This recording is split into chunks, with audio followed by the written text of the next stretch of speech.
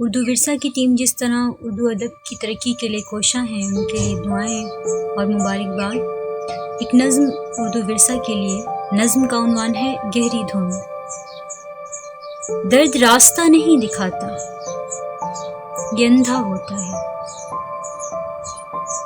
درد راستہ نہیں دکھاتا، یہ اندھا ہوتا ہے، عین دھند کے درمیان لے جا کر ہاتھ چھوڑ دینے والا۔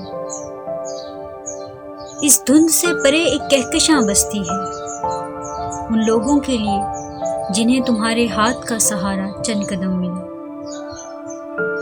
درد دشاؤں سے ماورا ہے، وہاں جا بستا ہے جہاں مکینوں کے گھر اجنبیت کے قفلوں سے قید ہیں، اور چابیاں تمہارے سرہانے کی پہلی پرت کے اندر۔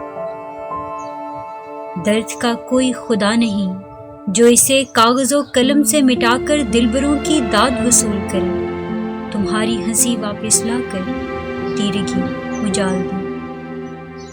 خاتون مکبت کے خنجر کی طرح یہ اندر اترنے سے پہلے سوچتا نہیں کہ بادشاہت بھی لامتناہی درد ہے میرے سامنے تمہارے ماضی کی طرح۔ خاتون ساگا کی مانند اسے کھوپڑیوں میں مے نوشی اور بھنے ہوئے گوشت میں بھنا ہوا دل عزیز ہے۔ درد ہنستا ہے بالکل تمہاری طرح۔